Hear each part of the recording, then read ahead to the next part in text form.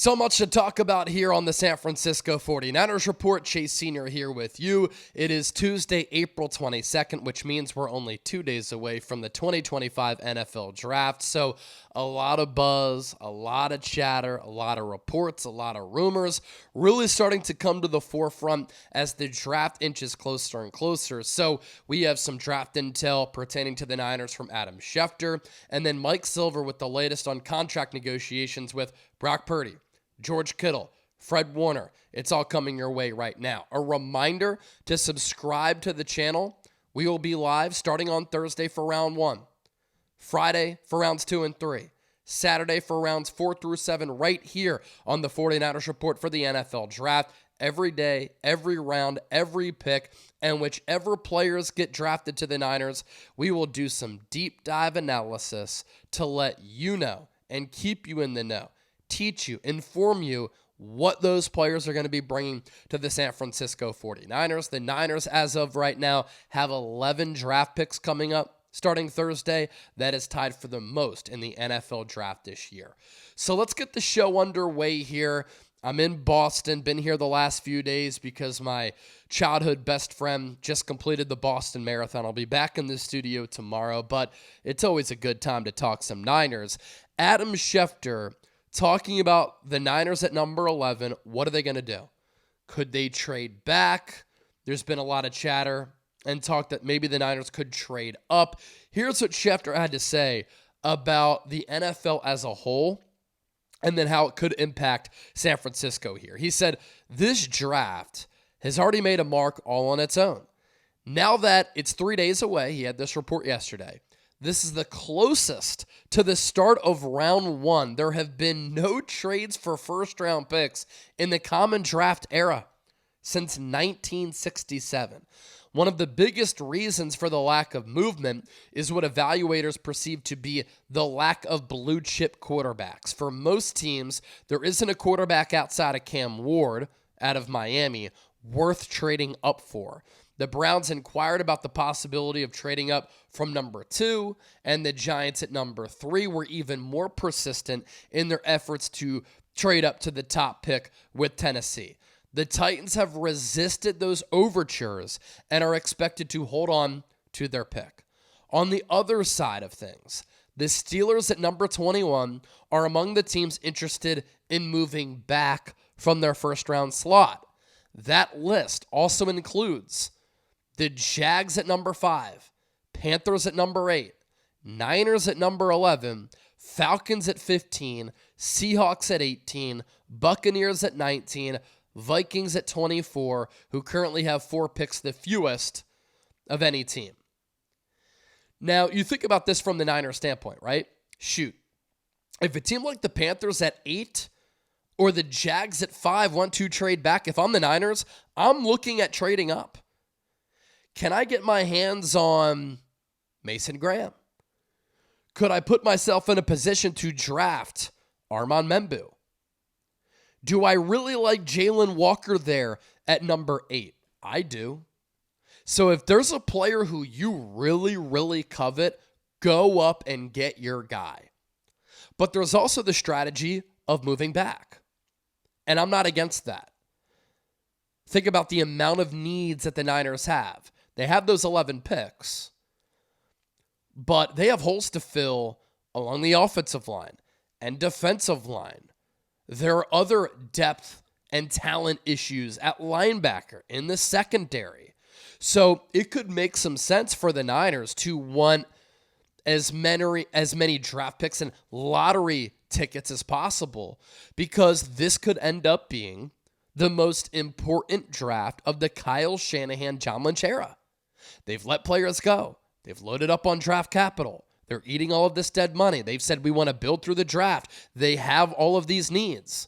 If you crush it in this draft and next year's draft, you can fulfill a lot of holes within your starting roster.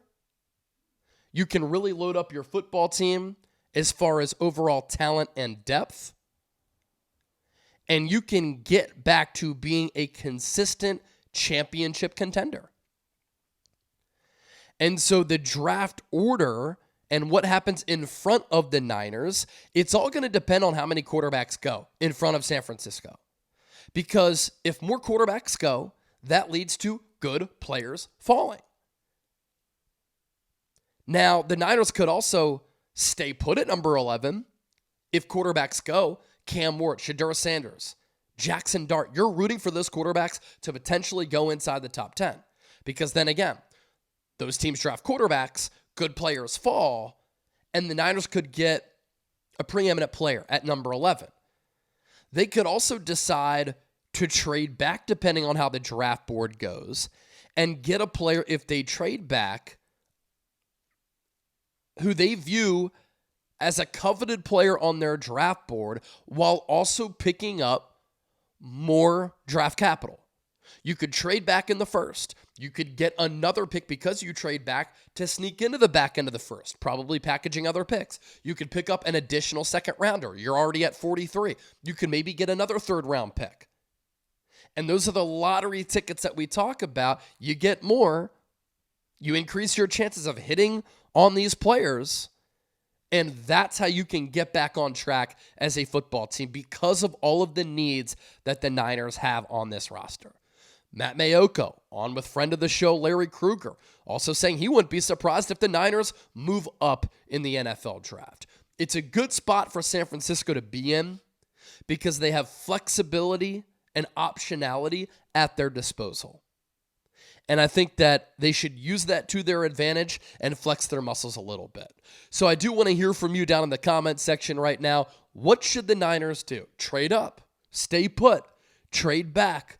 Let me know and share your reasoning with me down in the comment section right now. Coming up next, latest contract updates on Brock Purdy, George Kittle, and Fred Warner. It's all coming up just around the corner, but I do want to give a shout out to our sponsor, Game Time.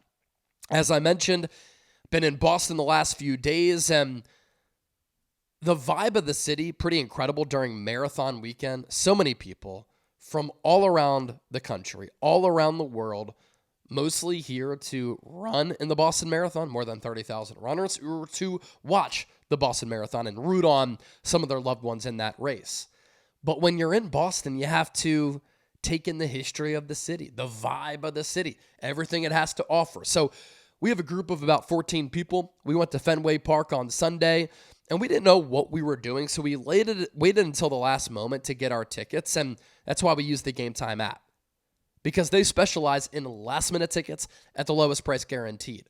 And what's cool about Game Time, you can save up to 60% off buying last-minute tickets to a Red Sox game, to see one of the coolest sporting venues in the entire world, Fenway Park. Or you can go to concerts, comedy shows, theater events, and a whole lot more. Game Time Picks makes last-minute ticket buying easier and faster than ever by quickly highlighting the best deals in the stadium. There are zone deals where you can save even more when you choose a section and you let Game Time choose the seats. All-in pricing, be sure to toggle that. It shows you the total up front with no surprise fees at checkout. You can also get seat views. See the view from your seat before you buy, so you know exactly what to expect when you arrive. We were in right field at Fenway Park, and then one of our friends from back home put a video message on the scoreboard behind us. Good luck tomorrow in the marathon, JJ. It's really cool to be able to see that. There's also the lowest price guaranteed, or Game Time will credit you 110% of the difference. So take the guesswork out of buying tickets with Game Time, download the app, create an account. Use the code CHATSPORTS for $20 off your first purchase. Terms apply again. Create an account, redeem that code CHATSPORTS for $20 off. Download the Game Time app today. Last minute tickets, lowest price guaranteed. So Mike Silver with a lot of reporting in the lead up to the draft on some of the big storylines around the Niners this offseason. First with the Brock Purdy contract. Will he get an extension? If he does, when will it get done? How much will he get paid? Average annual value, guaranteed money. Silver reports that there has been some progress toward a multi-year extension for Purdy that will likely pay him more than $50 million per year. The question is, how much progress has there been? If Purdy shows up on Tuesday, today, it's a sign that he and his agent believe they are very close to striking a deal. If he doesn't, that probably indicates that some significant obstacles remain. As of right now, no decision has been made. Of course, OTAs for the Niners and their offseason activities get underway on Tuesday. So that's a good marker for where these contract negotiations are. It's not going to quite be a holdout by definition, but if Purdy doesn't show up to OTAs, that's pretty telling. Him and his agent don't believe a deal is close. If they think a deal is close, he shows up to the offseason programs. And a key point in extension talks could be deals that have come together for other quarterbacks over the last couple of off seasons. Think about the quarterbacks who have signed, right? Off the top of my memory. Jordan Love, Trevor Lawrence, Joe Burrow. They each got $55 million per year. Tua Tagovailoa, Jared Goff, right around 53. And that could serve as a litmus test and a marker for what Purdy could get. Now, as we know, Purdy not the only player on the Niners looking for a contract extension. Fred Warner is entering year 4 of a 5-year, $95 million deal. And tight end George Kittle is going into the final year of his 5-year, $75 million contract. Fred Warner, George Kittle, 2 players still playing elite football whose deals that they signed a few years ago are outdated with where the linebacker and tight end markets are. For Fred Warner, Mike Silver said Warner and the Niners have yet to have any substantive talks about a possible extension, but the veteran team leader is likely to report. George Kittle entering the final year of a 5-year, $75 million deal, much more of a long shot, as he and the Niners remain far apart in discussions about a new deal. George Kittle, it looks as though, is not going to report to offseason activities. That's pretty telling. Warner signed that 5-year deal right before training camp in 2021. George Kittle was before that in 2020. There weren't a lot of hiccups with the Warner contract. Kittle, on the other hand, it was more stressful. But since getting $15 million per year on his deal, he's been overtaken and leapfrogged by Trey McBride, who got $19 million per, Travis Kelce, who got 2 years, $34 and a quarter, and TJ Hawkinson of the Vikings got 4 years, $66. That Trey McBride deal, that was signed a few weeks ago at this point, that reset the tight end market. He got $19 million per going into year 4, and George Kittle has been a better player and is a better player than Trey McBride. So this is yet another example of how the Niners have waited to get a contract extension done with one of their own players, and it could burn them because they might have to pay more than they would have if they got that deal done a little bit earlier before the market got reset. I hate how they do business in that regard. It's really annoying. All right, that does it for today's Niners Report. Might be back later with another video. I do have a flight to catch a little bit later, but if I have some free time, might talk some Niners once again. Be sure to hit that sub button. Again, back in the studio Wednesday, NFL Draft on Thursday. Can't wait for it. One of the best times of the year.